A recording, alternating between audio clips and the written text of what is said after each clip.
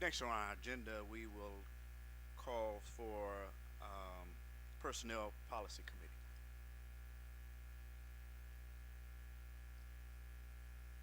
Is there anything from the Personnel Policy Committee?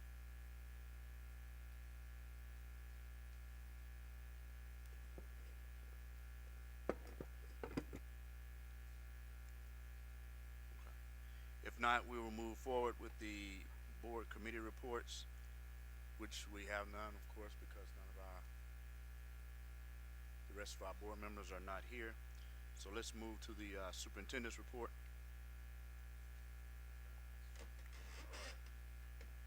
All right.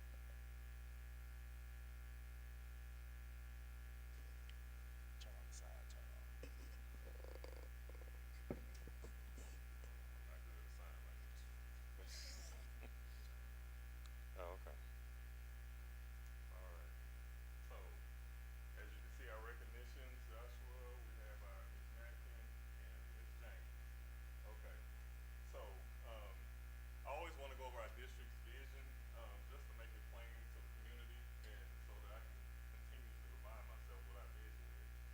Pine Bluff School District will be a safe, supportive, and student-centered community where every child is believed in, challenged, and empowered to overcome barriers, achieve at high levels, and pursue the college and career goals they set for themselves. We don't just simply educate students, we change lives here in Pine Bluff School District. So what I want to share with the board and the community, just I always want to keep before us our student enrollment. As we are educators, we also have to be recruiters, and we want to make sure that we are an attractive district for people to come into. But our current numbers are our current reality, and when it's our current reality, I don't want to hide it from anybody. I want to show our current reality so we'll know what we're dealing with and we'll know how to impact it or have a positive impact on it. So currently we have 2,701 students, contrasting and compared to last year, we had at the end of last year 2,836 students. So you see that's a reduction of 135. I think a couple of reports back, we were on the up end. So enrollment, as you can see, goes up and down. A lot of people may say, why? Why does it go up and down? There's a lot of choices for parents, public, private, home. So all of those things have an impact on our student enrollment, but we want to make sure that we continue to work on ourselves as a district so we can be the premier district in Jefferson County and the state, so that we'll be the school of choice for everyone. So, and just under that, I just wanted to get a view of how many students we have per campus, and because some of those campuses are abbreviated, I don't want to take for granted that you know what that means, so I'm just going to read them. Pine Bluff High School, 562 students currently. Pine Bluff Junior High School, 545 students. Currently, Forest Park Greenville, Kinder Academy, 419 students. A population boom there with our kindergarten students. James Matthews, 330 students. Southwood Elementary School, 317 students. 34th Elementary, 286 students. And Broadmoor, 242 students. Um, for the public to know, drum roll, I did my own drum roll, but we're all excited about our grand opening, um, September 12th. It's hard to find a date that doesn't conflict with something that's going on in the world. So we did have to pick a date because it's time to open up that building not only to the students but want the public to come out and see the building. So everyone's invited. It's from 10 to 1. So I just want everyone to have that date in your mind. So even if you're away from Pine Bluff, Arkansas, please send your prayers and we pray that that's a good event. September 12th. Our reading initiative that I announced a couple of meetings ago, I just want to continuously highlight and emphasize some things that are going along with our district-wide reading initiative. And we have the wonderful Elizabeth Wall, media specialist and parent facilitator, that's going to do a short presentation. So much. Greetings and good evening, everyone. My name is Elizabeth Wall, and I'm the Library Media Specialist and Parent Facilitator at Southwood Elementary School, led by Principal Dr. Paula Watson. On behalf of Pine Bluff School District's Family and Community Engagement Coordinator, Mrs. Kimberly West, I'm excited to share with you two district-wide literacy initiatives. super readers, and reader leaders. These initiatives are designed to celebrate reading, encourage our students to become stronger, more confident readers, and help them understand that literacy is a skill that impacts every part of life. Interim Superintendent Mr. Philip Carlock has challenged every educator and staff member to be more than an employee. He has challenged us to be a champion and advocate for every student who walks through our doors. His message is clear. Every child deserves someone who believes in them, supports them, and helps them succeed. But that challenge does not stop with our educators and staff. We need our parents, families, and community members to be champions and advocates for our students too.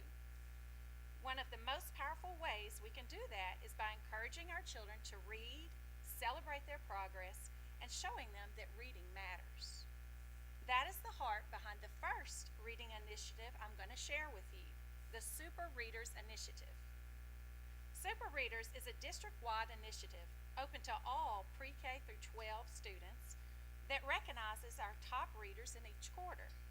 Using Accelerated Reader, students' reading progress is tracked, and those with the highest reading totals are celebrated as our super readers. Each campus will recognize its top 10 students who have read the most words during each contest period.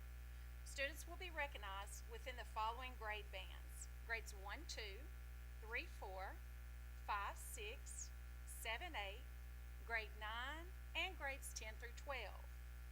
Our youngest learners are included too. Preschool and kindergarten students will be recognized based on documented reading by their parents or guardians. We want to establish a love of reading from the very beginning and celebrate our youngest scholars as they begin their literacy journey.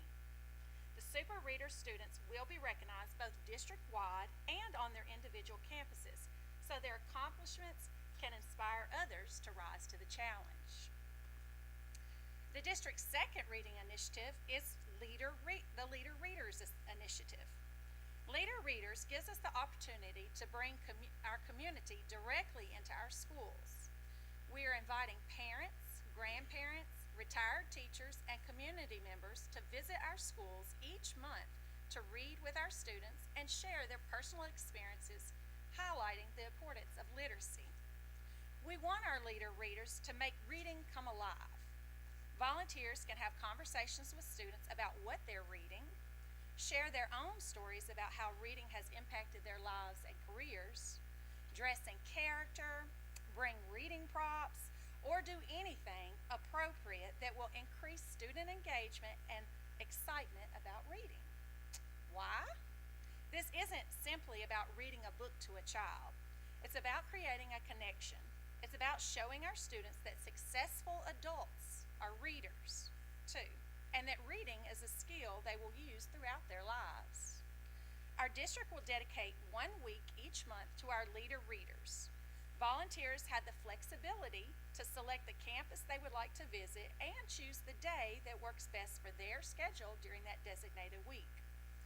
We want to extend a special invitation to our parents, families, businesses, organizations, and community members. Come be champions for our students. Come be an advocate for literacy. Come read with our scholars. Whether you're able to volunteer once or every single month, please know that we welcome you, that your impact is important, and that your engagement is necessary. Our students are counting on all of us.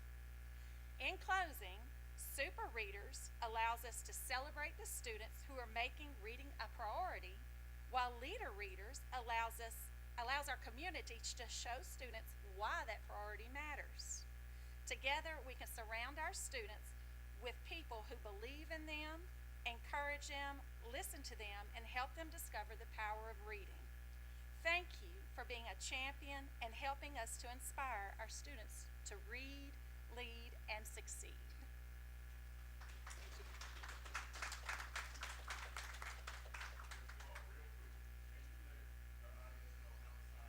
Yes, yes, yes, yes. Mrs. West will be uploading the QR code tomorrow, I believe, on the social media, and I'm sure on Facebook as well. Okay. Where you can sign up. All right. Mm-hmm. It's great. It's a lot of fun. All right. No limit to what type of book you read, huh? A chapter book, that means you just have to keep coming back until you finish it. All right. Thank you so much, Ms. Wall. All right. So our next item that we have is concurrent credits.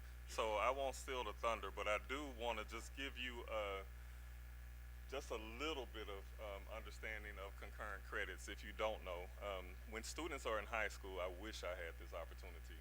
They can also attend a local college or a community college or a local university, and they can earn credits that will allow them to get a footing in their after school life and also have a footing in where they currently are. So those credits are running concurrently. So it gives students a leg up. So when they get into college officially, they'll have some credits under their belt. So we are pleased. When I first came in this district, guess how many concurrent credit students we had? I see one. Somebody said two. Zero. All right. So we can do better than zero, right, Pine Bluff community? We can. So I have two ladies that are coming up, and our partners from CARC. I'm going to let you come up first, and then we'll have our partners from UAPB. Give us a little bit of information about concurrent credits, how many students we currently have, and we're going to see if that number is a little bit larger than zero. That may mean I get to keep my job.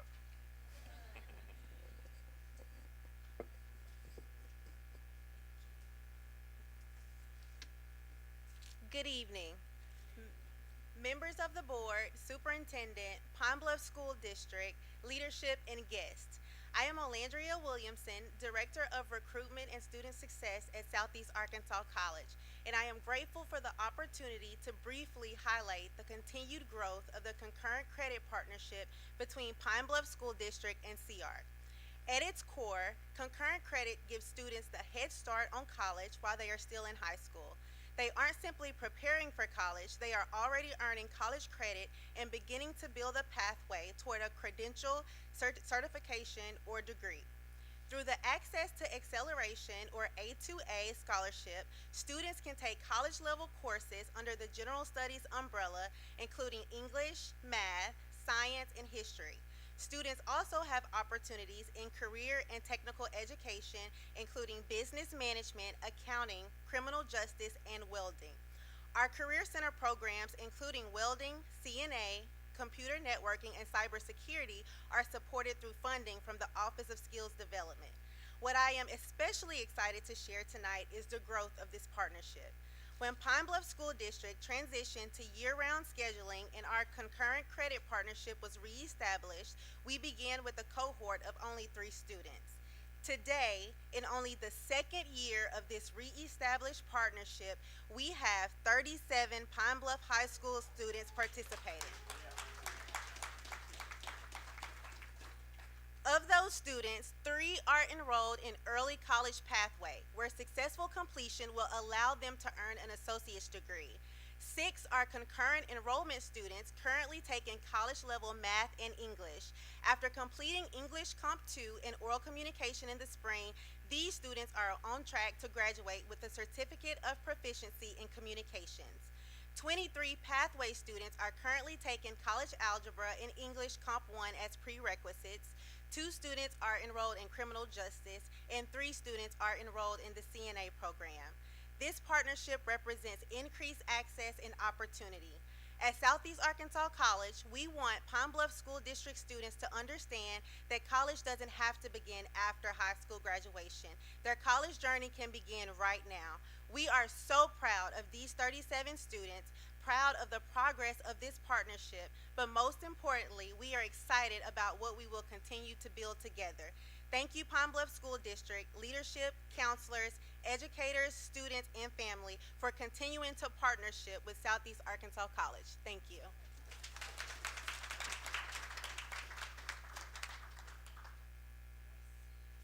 That just makes you excited. You get chills.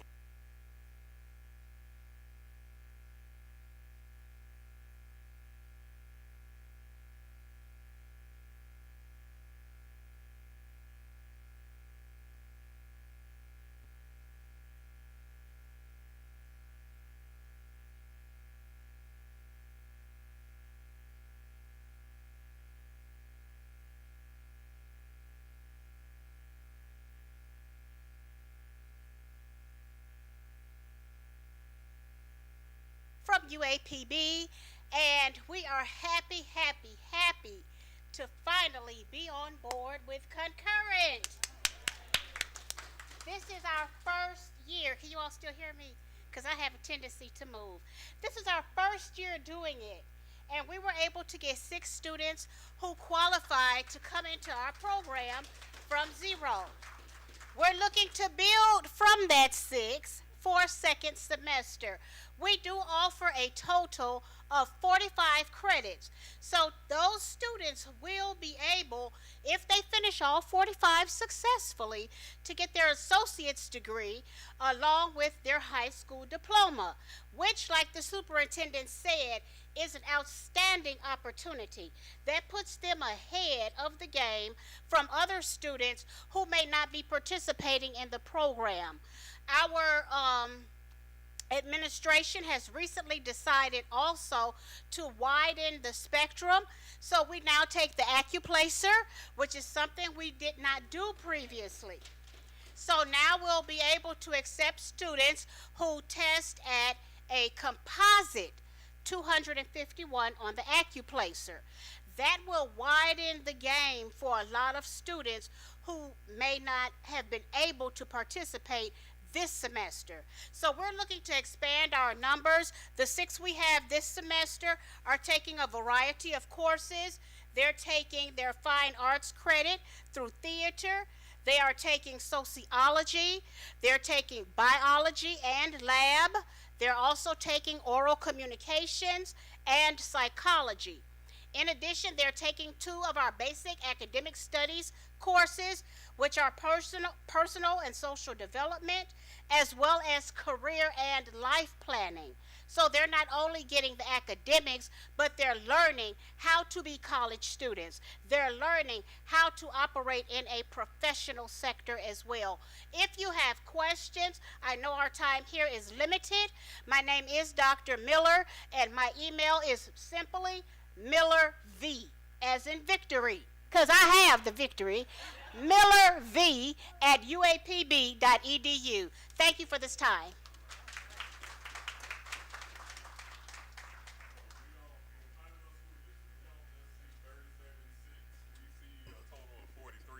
So we think about our numbers going from 0 to 43. I think that's pretty good. So we want to give our families, our parents, our educators a big hand. All right, so next.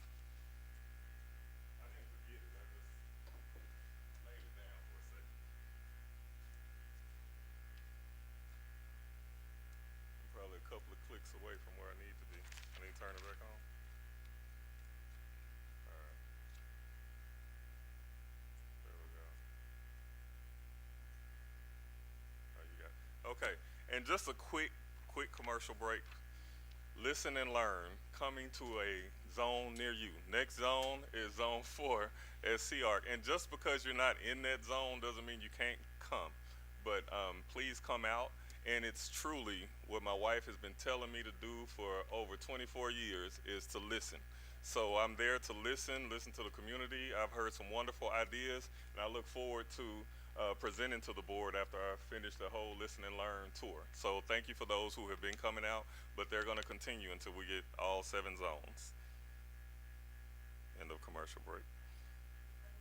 Okay, now we have the wonderful Denisha Evans and Virginia Humphrey Gully, who are going to give a special presentation.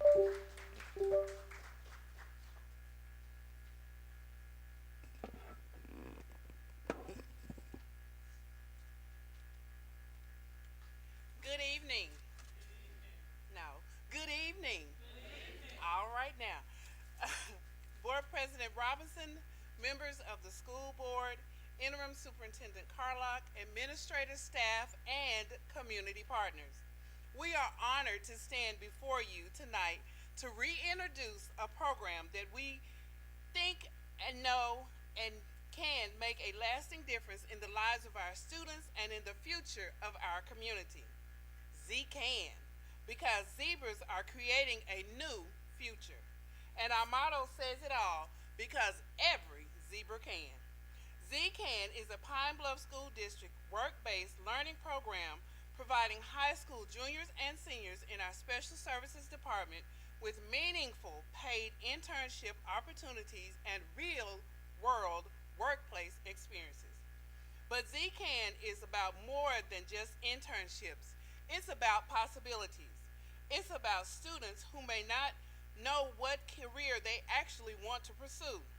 It is about a student who learns by doing instead of just listening.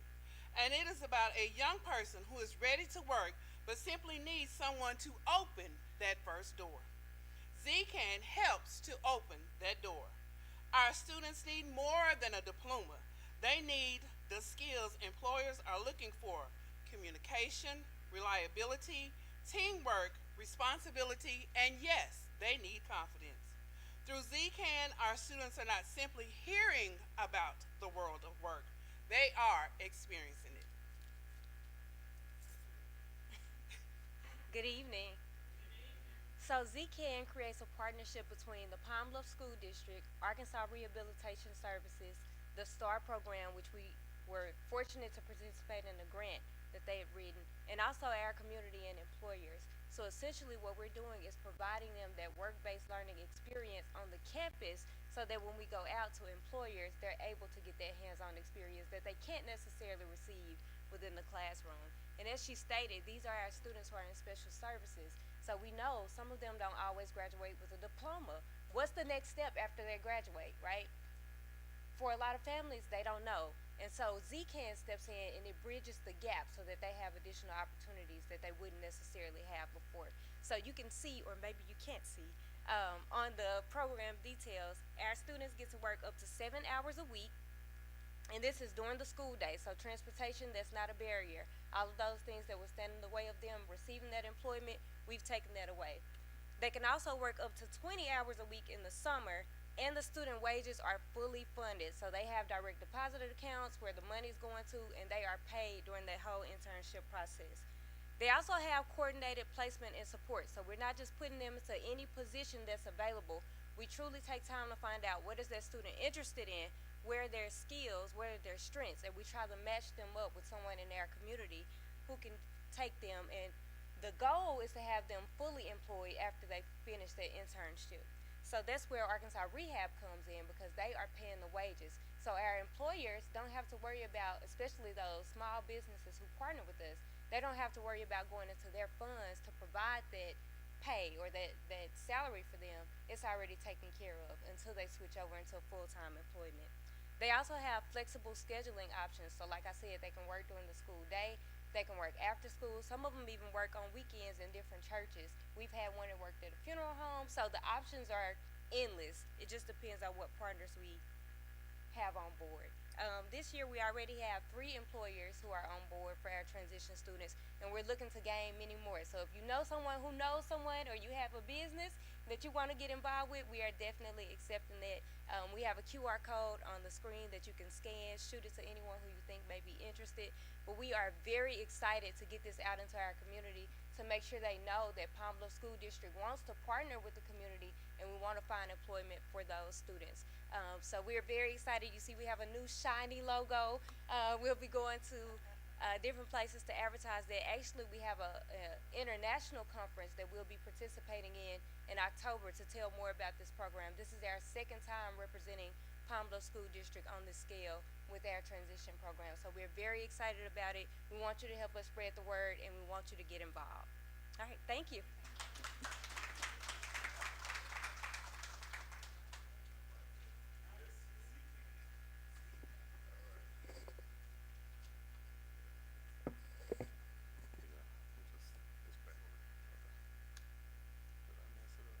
Okay, next we have the wonderful team from Forest Park, Greenville.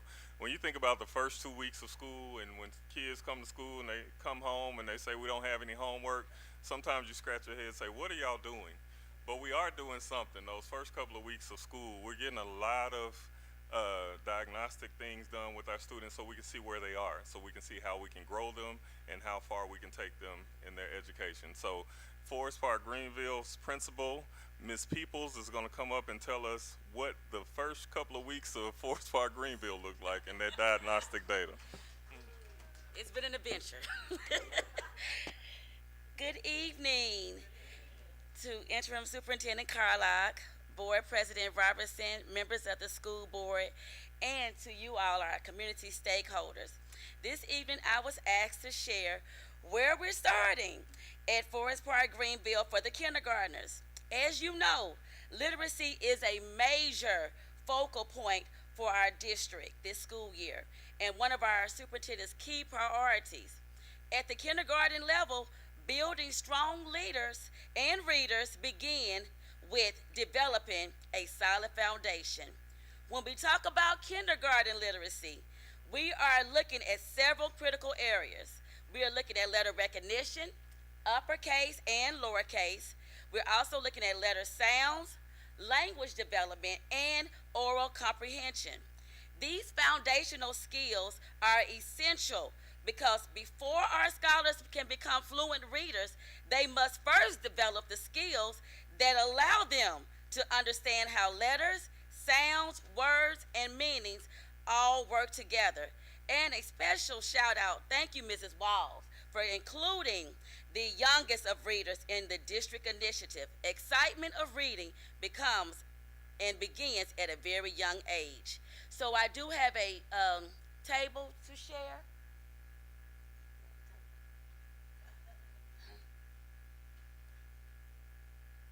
Click. It didn't come. Okay. All right. There. Oh, it's not there.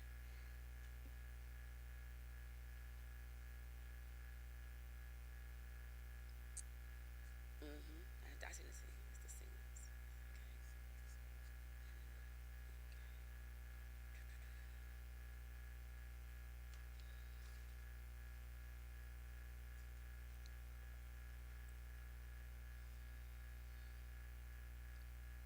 I need to find it real quick. Give us a second. Feel free to whisper.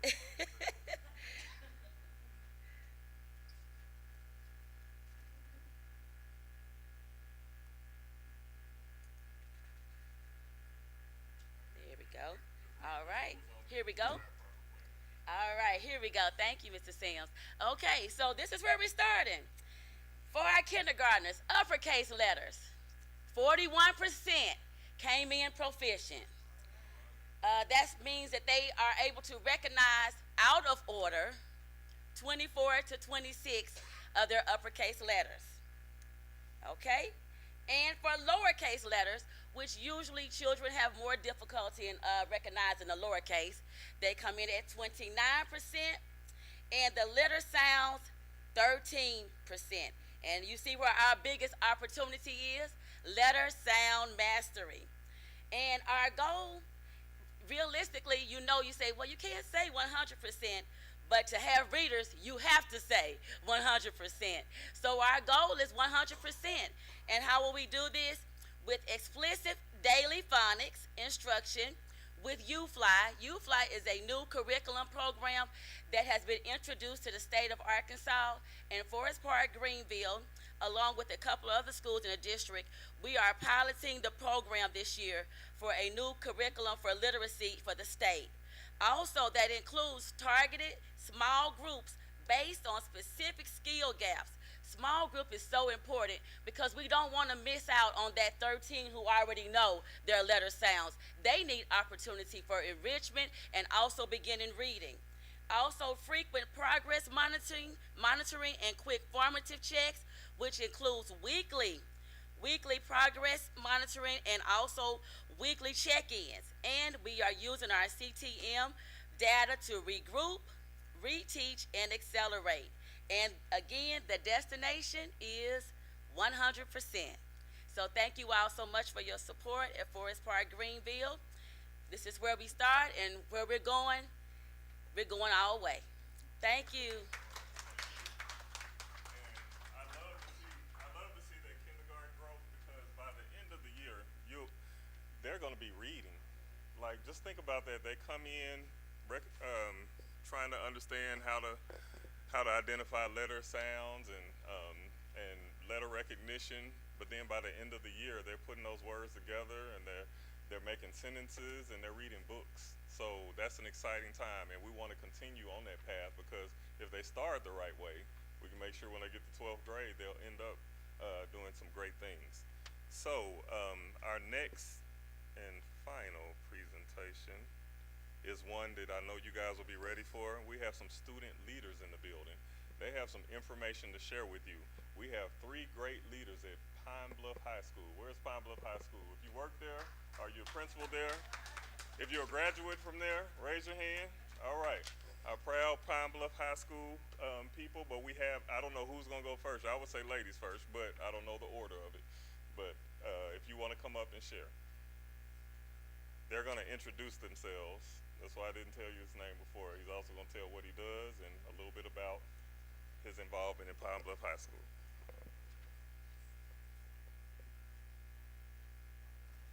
Good evening, Interim Superintendent Mr. Carlock and Pine Bluff High School board members. My name is Cameron Boston, and I currently serve as the 2026-2027 Gentlemen's Club President. My vision is to set a high standard not only for our Gentlemen's Club, but for our high school and our community. For this school year, we are continuing to plan new events and opportunities for our Gentlemen's Club. We are also communicating with Washington Chapel Gentlemen's Club about collaborating on community service events and service projects. I am excited to be a part of a new learning environment and look forward to graduating as part of the first class from our new Pine Bluff High School.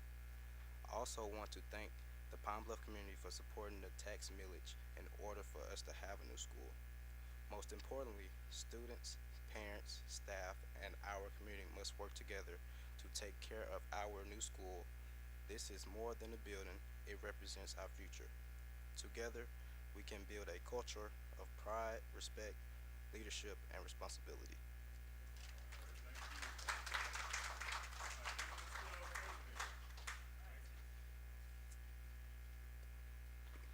Good evening, Interim Superintendent Carlock, board members, and guests. My name is Samari Williams. I am honored to serve as the senior class president for the 2026-2027 school year.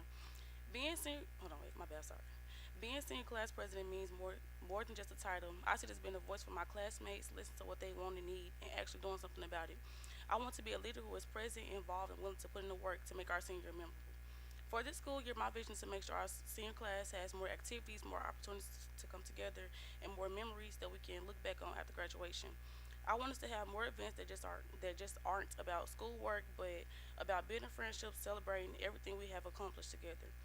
Some things I would like to work on toward include, hold on, wait, I'm sorry.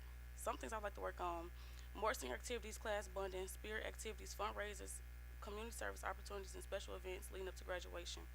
I want to make more students, hold on, I'm sorry. I would also like to make sure students have a voice in deciding what activities we do. I don't want to plan things just because I think they're a great idea. I want to hear directly from students.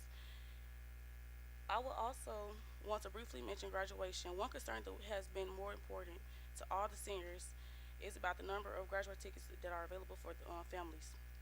I understand that there are limitations and things that the district has to consider, but I would like to continue advocating for our families so that as much, sorry, I'm getting nervous.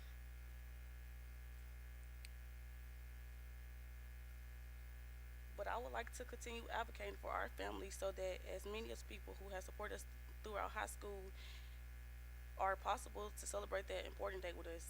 But I know I can't accomplish these things alone. I need the support from our students, parents, teachers, administrators, and also community. I want us to work together instead of waiting until the end of the year to make changes. My goal is simple. I want the class 27 to be remembered as a class that were involved, united, and made the most out of their senior year. I am ready to listen, ready to work, and ready to represent my classmates to the best of my ability. Thank you for giving me the opportunity to share my vision.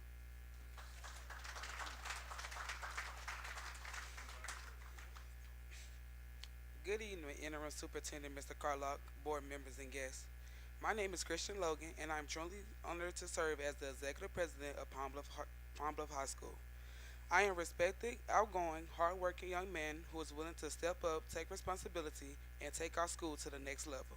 As executive president, my goal is to make sure every student feels heard, respected, supported, and proud to be a Palm Bluff Zebra. I want to bring new ideas, create more opportunities, build school spirit, and most importantly, bring our students and community close together. However, I know that one person cannot make a vision a reality alone. I need the support from our students, parents, faculty, and community. To our students, I ask you to get involved, speak up, support one another, and take pride in our school. To our parents, I ask you to encourage your children, support their ideas, and continue working with us to make Palm Bluff High School better. To our community, I ask you to invest in our students, support in our programs, and invest in mentoring our young people, and help us create opportunities for them to grow. I am committed to showing up, listening, working hard, and being a leader who serves not just a leader with a title. I believe that when we come together, we can accomplish things that none of us could accomplish alone. This is more than my vision, it's our vision. Let's continue to build Palm Bluff High School that we all can be proud of. Thank you.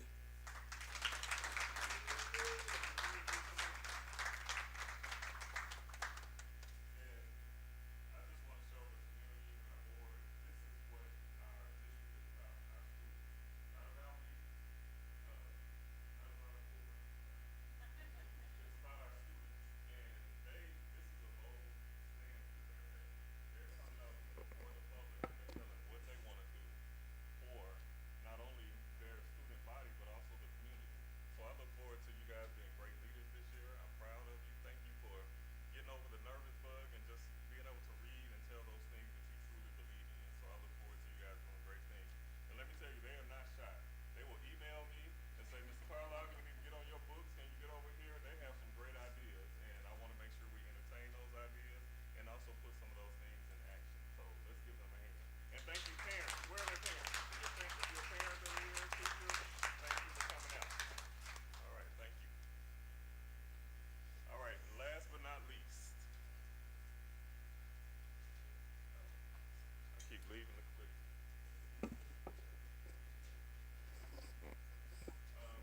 Now this quote is a quote that inspired me and inspired the theme that we're trying to live out this year, being a champion for every student or every child. It says every child deserves a champion, an adult who will never give up on them, who will understand the power of connection and insist they become the best they can possibly be. So to live out that, we want to share a video with you. We aren't the only ones that believe that about time.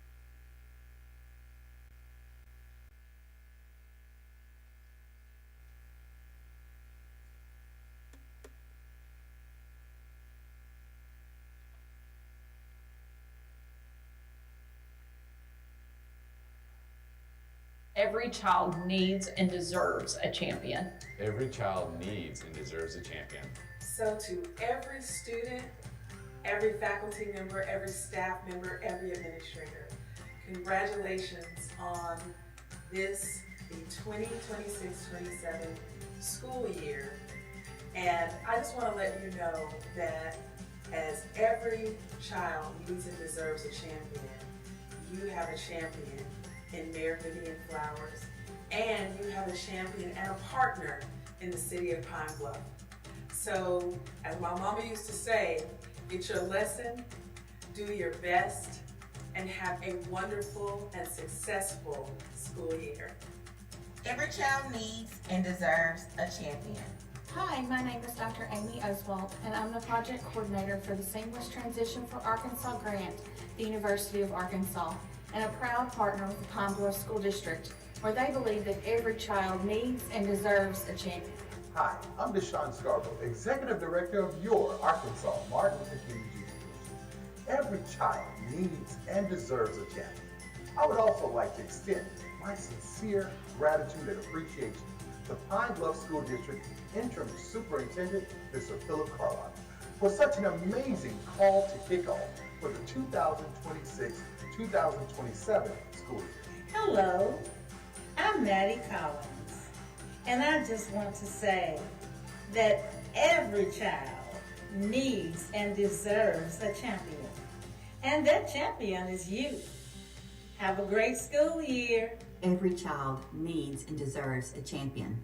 Go Pine Bluff.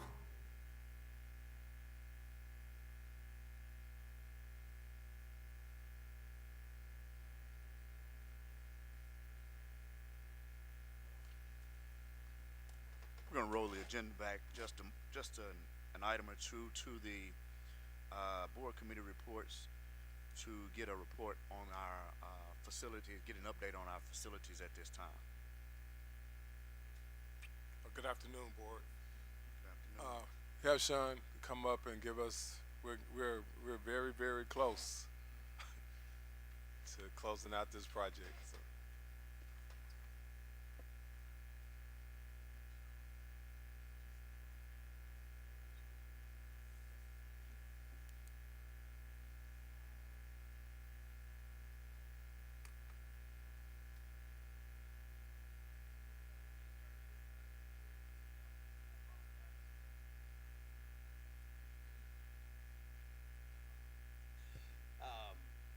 We are very close, as Dr. Collins said. We went through with the city into last week, and all of our finals have been approved for all the different mechanical systems, HVAC, electricity, plumbing. We are meeting with the fire department tomorrow, and they're going to get the final sign-offs from the school district. So that'll be the official certificate of occupancy turning over to the district. And we are finalizing the last little bits of the stadium right now and getting ready for Thursday night, football games. So we are excited. I know that all of you are excited. It will be a great time to start making that transition back to the new high school. I'll show you a few pictures here, kind of so you can get a better feel for what it's looking like now that it's really getting ready to turn over. Keep in mind these are taken over the last month, so some of these are works in progress that have been finished already. So, kind of see inside. This is in between the auditorium and the arena. These will be trophy cases as they come in. A little bit of carpet there that was still going down in the arena at the time. This is a history wall that'll get plaques down each side talking about the history of the district. Outside the media, you can see the furniture starting to be delivered to a lot of our areas. We're getting there's desks already in classrooms. We've got chairs coming in today. The arena is kind of a work in progress. It happens just that quick. The seats go in and it's time to play. But we are finishing up a lot of the last little bits of the seating in some of the areas. You can still see there on the south end of the arena. We're still working. When this video was taken, those actually have seats on them now as well. But we've got a lot of work done. We've got just a little bit of cleanup left, and everything's getting ready to walk out the door. So we're excited. The district's got all of their furniture coming in. We're getting the last shipments of that in this week. So all the classrooms are starting to get desks and chairs.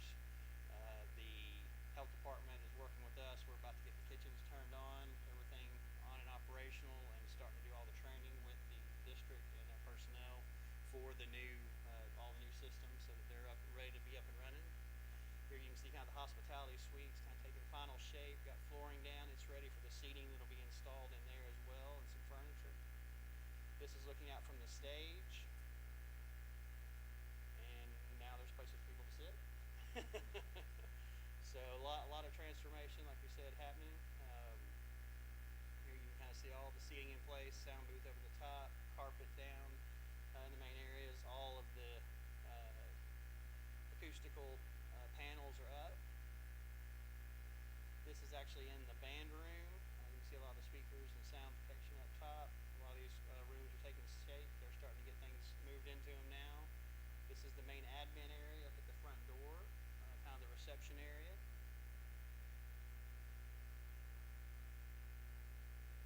Here you can kind of see some tables getting into classrooms. They now have seats with all those. Smart boards are up, whiteboards are up. This is kind of the main hallway from admin. You can see lockers in place there.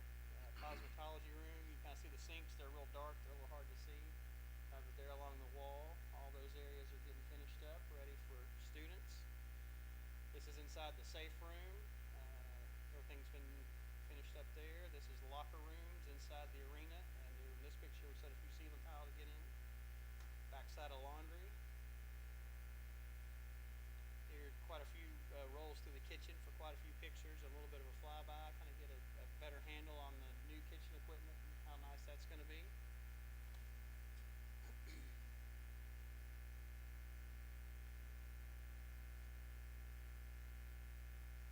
Kitchen staff's very excited. It's a much needed upgrade. They've been over and toured a few times, and they're getting a little excited.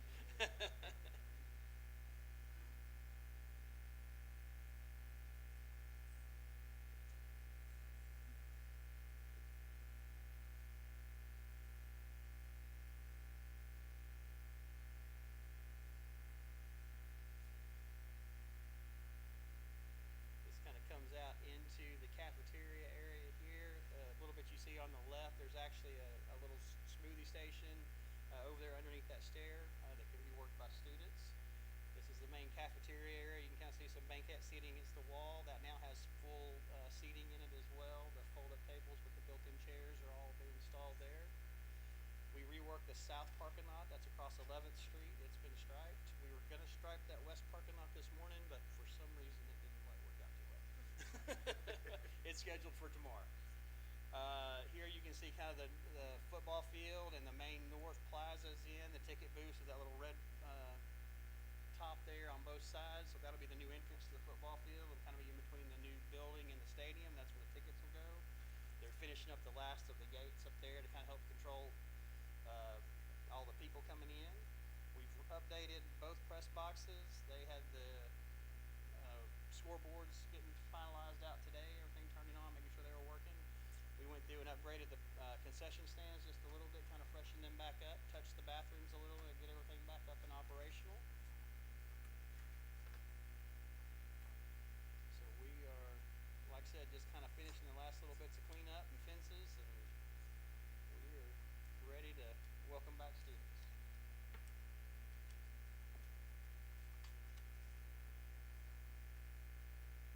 Kind of a general overview.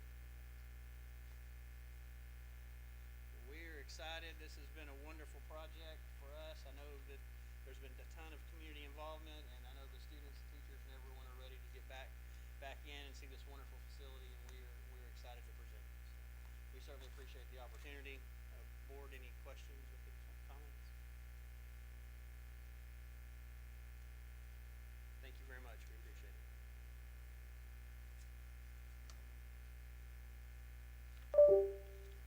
Okay, we're now going to move to public comments.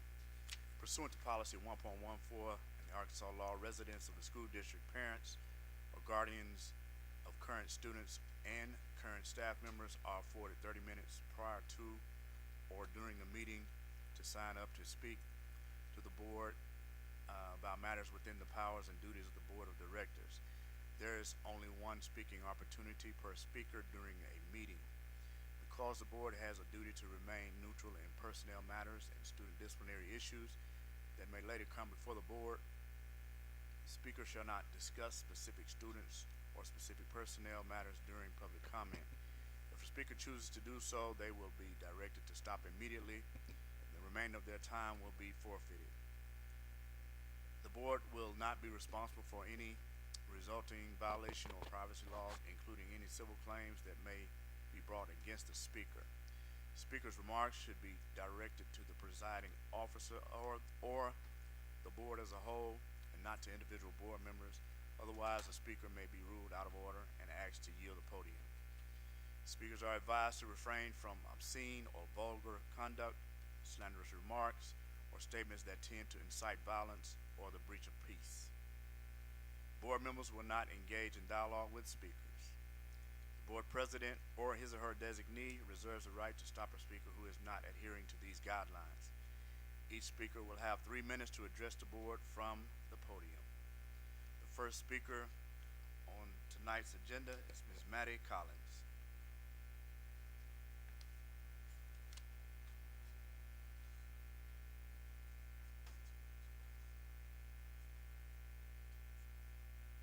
Good evening, Interim Superintendent Carlock, Board President Robertson, and distinguished board members.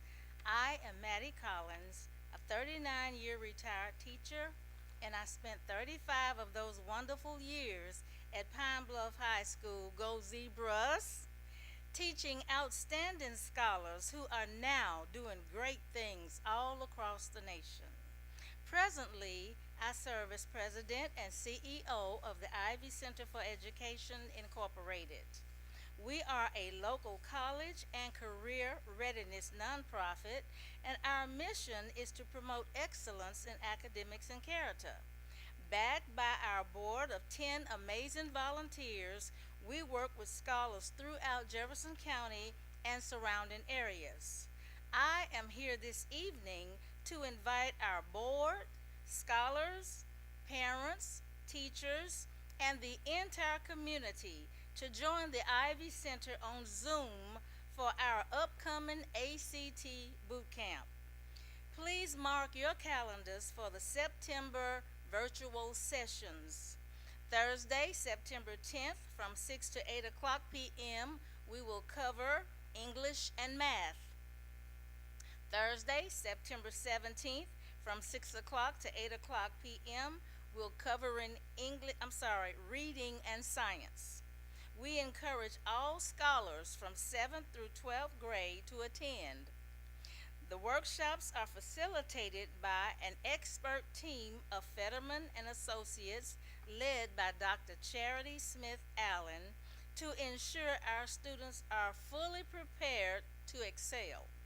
As many of you know, the ACT is a critical standardized test covering 4 core academic areas: English, mathematics, reading, and science reasoning, along with an optional writing test.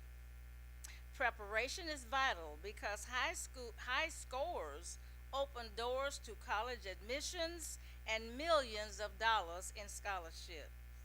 Best of all, these boot camps are entirely free to the participants, thanks to a generous grant from the Pine Bluff Area Community Foundation.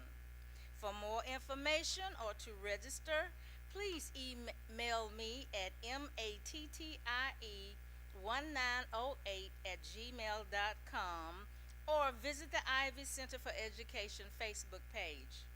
Thank you so much for your time, and thank you for your continued dedication to the success of our amazing scholars. Thank you so much.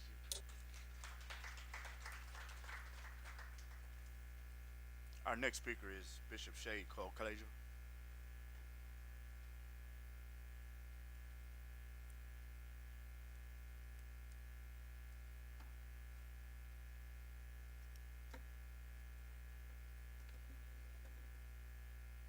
Good evening.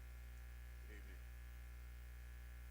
Mr. President and fellow elected board members, I, as a patron and a stakeholder in the Pine Bluff School District, highly encourage you to start a nationwide search immediately to hire an qualified superintendent with a PhD and a proven record of raising student test scores.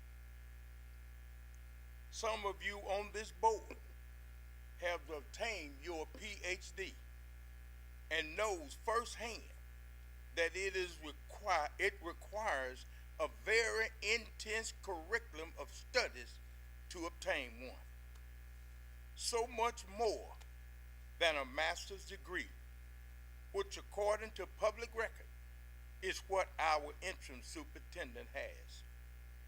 It is also documented that our interim superintendent has been over the entire Pine Bluff School District curriculum for the past 3 years, and the majority of our schools has a letter grade F. This is proof that it is highly unlikely that things will change under the leadership of the interim superintendent.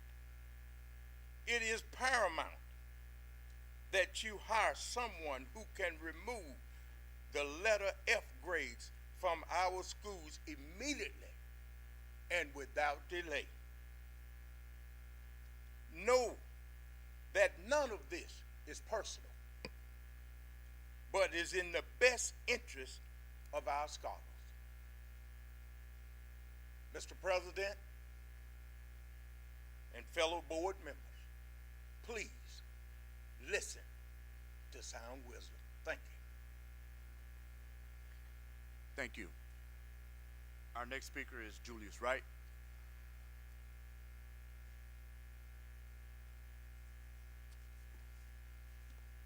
Good afternoon, President Dr. Robinson, Interim Superintendent Carlock, and other board members and others present. I am Julius Wright, resident of Pine Bluff School District.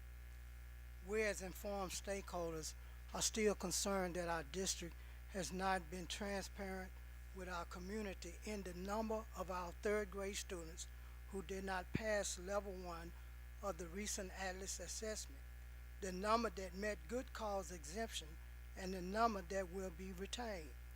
As stated before, we are aware that 77 students in the Whitehall School District were identified as needing support to meet a minimum reading support in order to meet the good cause exemption to be promoted to the fourth grade, as well as 89 of Watson Chapel District third graders. On the Arkansas Department of Education website for accountability, our district had 184 students who were in level 1 in reading in the third grade. We are aware that 40.95% of our 184 students in the third grade were at level 1 on the pre-appeal scores, with 81 at James Matthews Elementary, 74 at Broadmoor Elementary, 89 at 34th Elementary Street, and 57 at Southwood Elementary. In reading, we still desire to know the number of our students who were retained in the third grade and those who met good cause exemption. Parents, students in our community deserve transparency and accountability to prevent retention of any scholars and whether best practice are being utilized to minimize student retention. We are champions for our Pine Bluff School District. Thank you for allowing me to have public comments.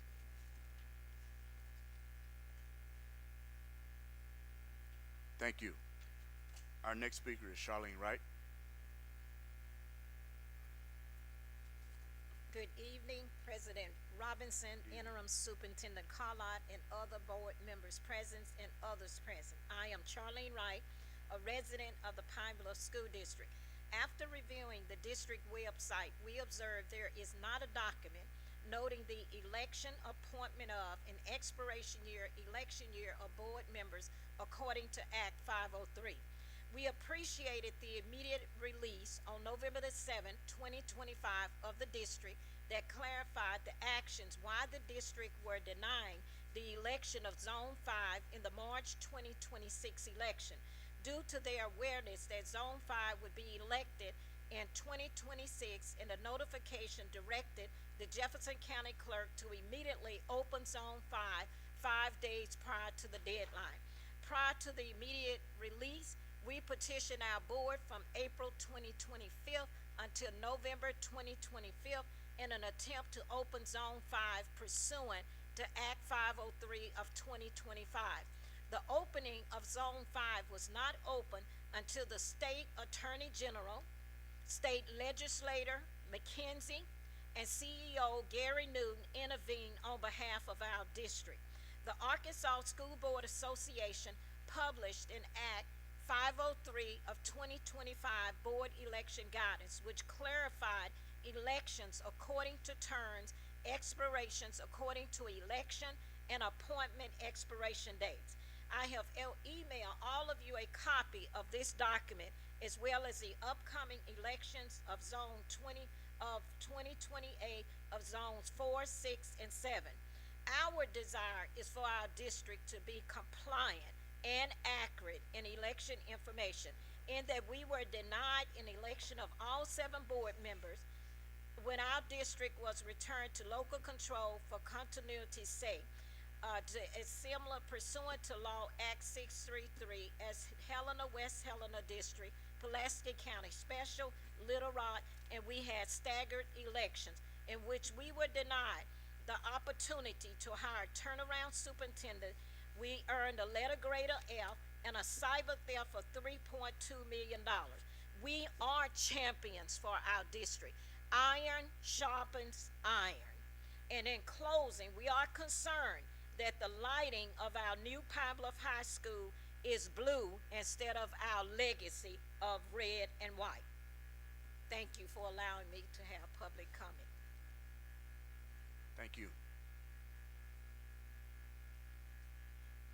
Our next item on the agenda, as we have reached the close of our speakers for public comment, we're going to move forward to the consent agenda action items.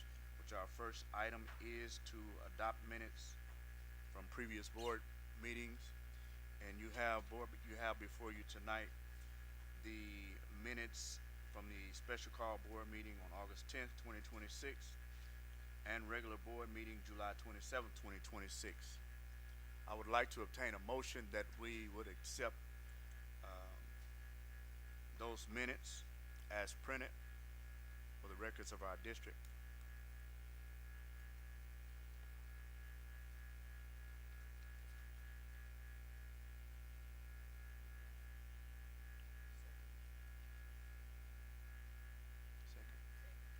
It has been moved and properly second that we will adopt the minutes from the special call board meeting on August 10th, 2026, and regular board meeting July 27th, 2026.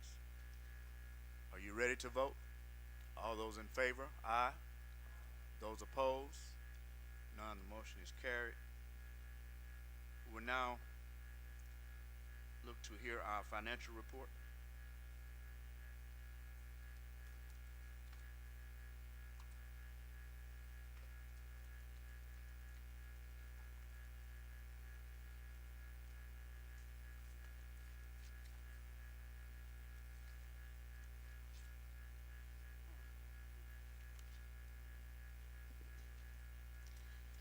Good evening, Board.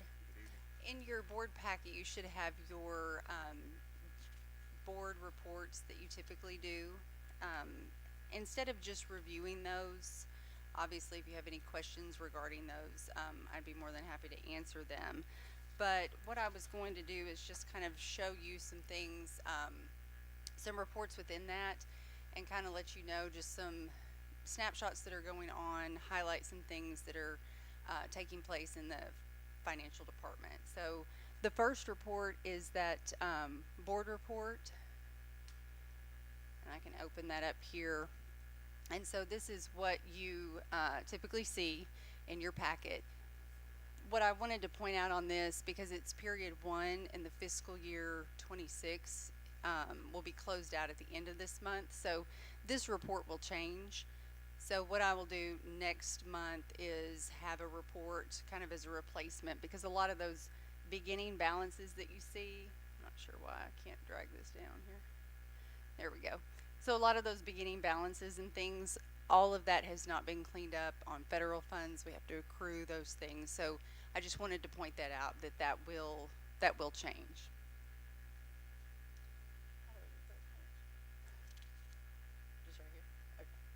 All right, and on that report is the year-to-date revenue. Again, it's one period, so I just went ahead and reported that number, and then year-to-date expenditures, again off that number. And so what I'll continue to do each report is just track those numbers, so we can look at that and keep an eye on those numbers. And again, that includes all of the operating, all of the federal, food service, building fund, everything on there. Okay. So as I mentioned before, the final closeout, cycle 9, so that's due August 31st to the State Department, so that will close that out. Local collection by month, and again, period 1 on there. So we'll just show this every month in the financial report, so you can see those numbers as we track that throughout the month. And this is something we've done over the last couple of fiscal years, putting those in. And then on the bottom, you'll see I have that county collection by month, because the assessment that is out there, those assessments are collected by calendar year. So it's a little bit different as far as the revenue, what we have to look at, and when those numbers change.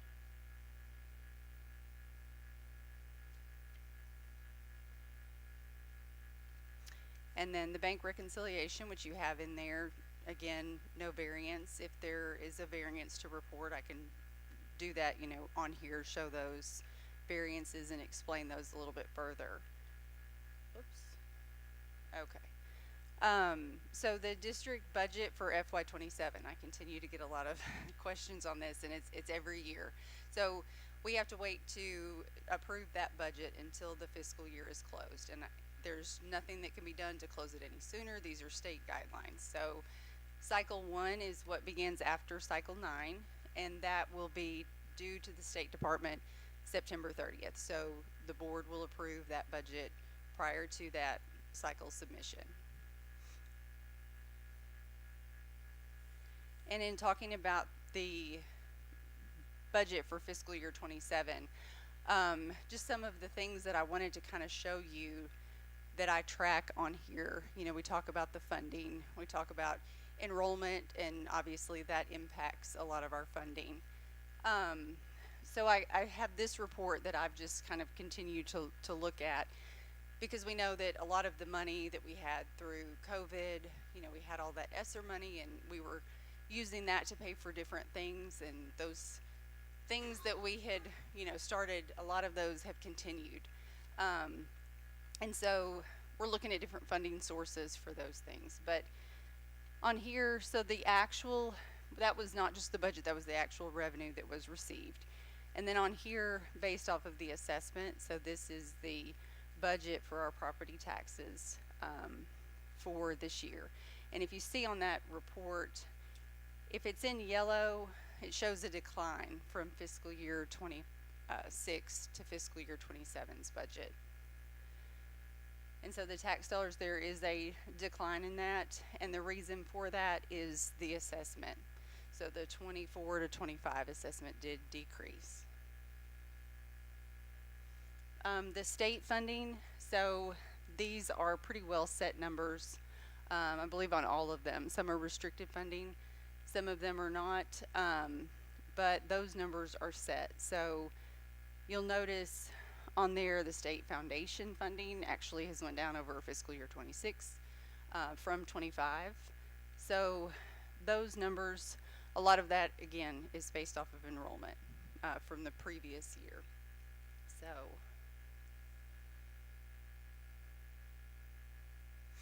federal funding, and again, this is not all of the district funding, it's just those main pockets that we kind of pay for a lot of different supplemental curriculum and different things like that out of. So the title funding, you'll see that there's been a decrease in the last 2 fiscal years in most of those. So the total district funding is down just a little bit over $2 million. So do y'all have any questions about that?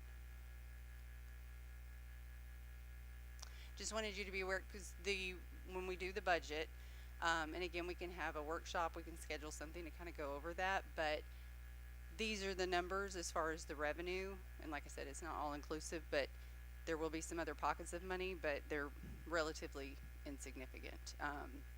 So those are the numbers that you'll see whenever we go over that.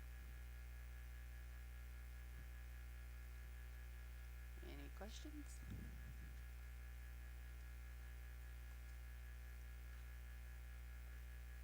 Okay, if you don't have any questions, that's it on the report. Thank you very much. Board, I would like to obtain a motion that we receive the financial report as it was given on tonight.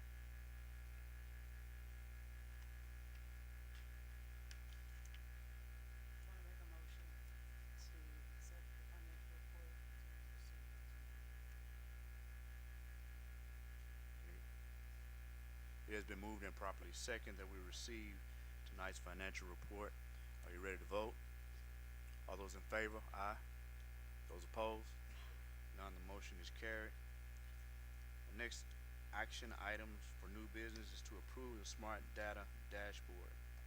Is that the contract? Yes. And it says Hughes Technology in your board, in your package. Ms. Hadley is going to come up and just give you a little context of smart data and what we use it for. We also have an example of some of the reports the smart data dashboard provides for our district. Good afternoon, Good afternoon. Board President Dr. Mike Robinson, our board members, and to Interim Superintendent Carlock, as well as everyone here today. I'm Cheryl Hadley, the Director of Student Support Services, and today we have Smart Data Dashboard quote. And from yesterday to today, the quote went down $5,111. $11, so that's a good thing. To tell you a little bit of how we use the Smart Data Dashboard, it provides district and school level data to each and every school as well as to the district. We've used this company for at least 4 years. And how does it work? The information we input daily, such as attendance, discipline, and grades into eSchool, rolls over and converts into this dashboard, the Smart Data Dashboard. It takes 24 hours to 48 hours every day for it to roll over. Within the dashboard, we look at the ABCs, and that's attendance, behavior, which is our discipline, and the curriculum. Okay, the curriculum includes our grades, our kids' assessment test scores, their regular grades from that each teacher may put in. All of that goes into the dashboard. From there, our scholars are ranked 1 through 6, which 6 is the highest ranked kids, the risk area kids, the kids we pay attention to. So within our SIT meetings, our student intervention teams, we are required to meet, every school is required to meet 2 times every month on these high risk kids, 5s and 6s, with the hope of reducing them from 6s to 5, 5s to 4, all the way down. It's simple as day. If we pay attention to the attendance and we file our fins as we're obligated to do by state law, we'll see them go down. If we pay attention to our discipline and stay on top of that, our kids' risk factors will go down. Because we understand when they're in school, say it again, they out of trouble. Okay. With that said, it also will improve our kids not only with our ATLAS test scores, but it improves our climate and culture in every school. Everyone wants to be in a safe and orderly environment. Based on our SIT team meetings, we do have to have what we call as emergency meetings.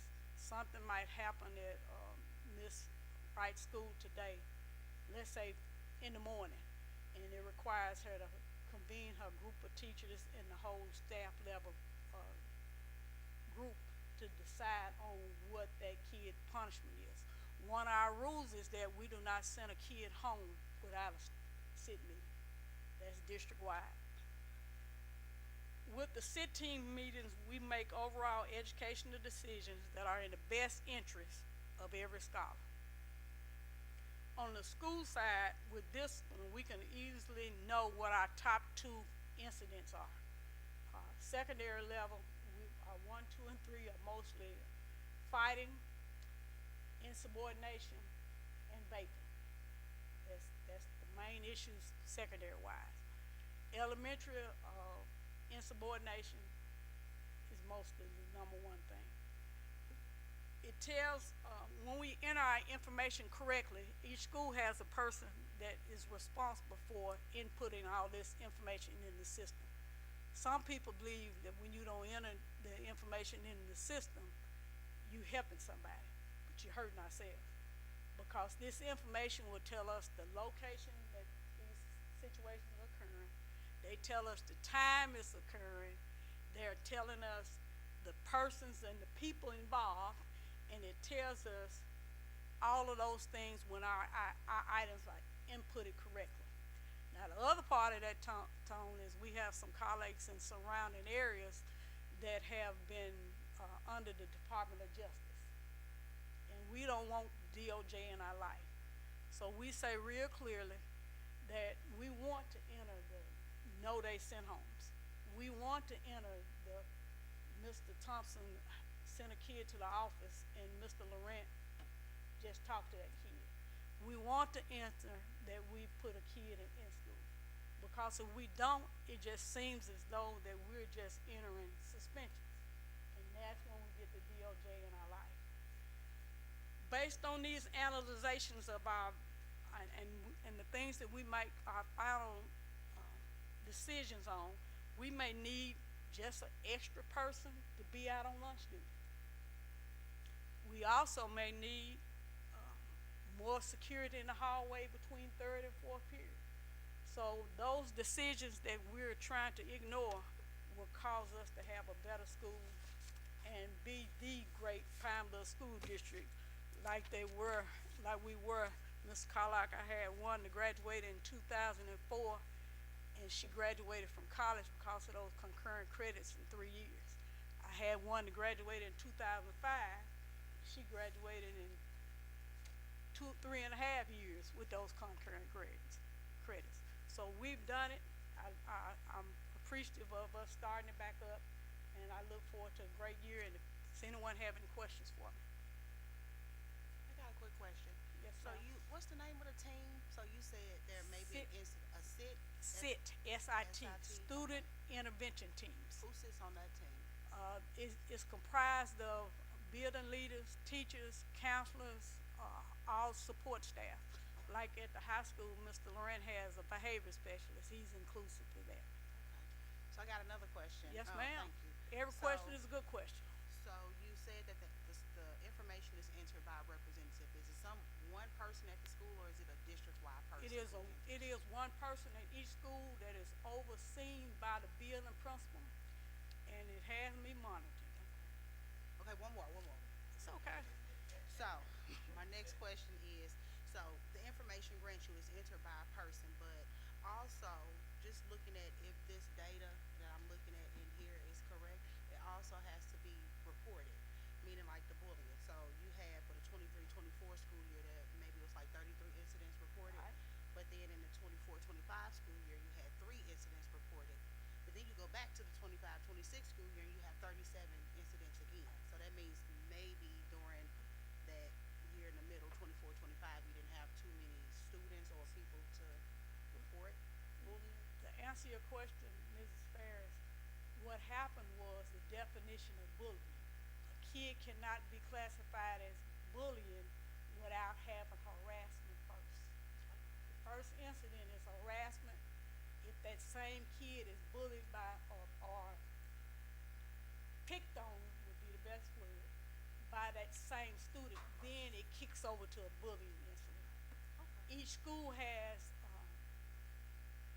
what we call bent forms and bullying forms, where a kid can report an incident privately, or they can come and talk to the AP counselors or anywhere, or they can just turn in the form if they don't feel good about talking to someone about it.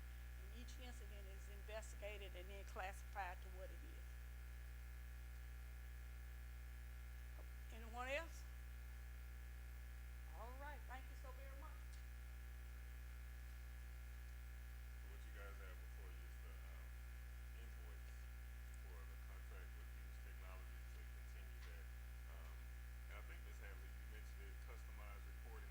They'll make customized reports. Like if you just want to report to a show from year to year attendance, or just anything, you want to look at a specific school, they do customized reports at any time. But the contract, as you can see, is $30,000 for the school year. Ms. Hadley, I don't know what you did. You convinced them to knock off at least $5,000. So exactly, to be precise.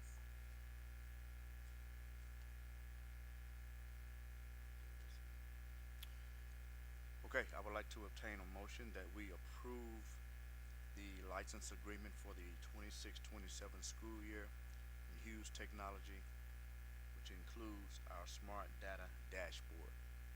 May I obtain a motion? It has been moved and properly second that we will approve the license agreement for the 26-27 school year of Hughes Technology, which includes our smart data dashboard. Are we ready to vote? All those in favor, aye. Those opposed, none. Motion is carried.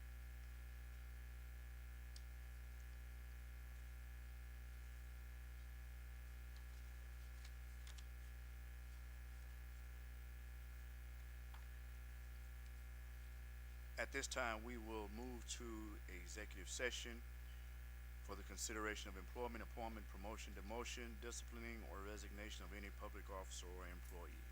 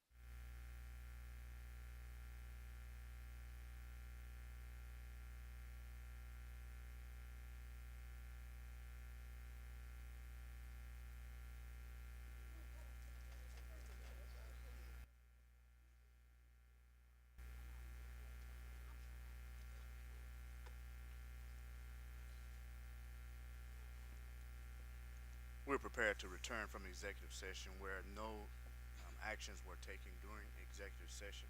At this time, I would like to obtain a motion on the personnel issues that were discussed in executive session. Director Shelton Paris would like to make a motion to approve the personnel recommendations that we discussed in executive session. It has been moved and properly second that we accept the items, that we approve the items, the personnel issues that were discussed in executive session as they were discussed. Are you ready to vote? All those in favor? Aye. Those opposed? None. The motion is carried. I'd like to obtain a motion that we adjourn at this time. It has been moved and properly second that we adjourn our regular scheduled board meeting at this time. Are ready to vote? All those in favor? Aye. Those opposed? None. We are adjourned. Thank you very much.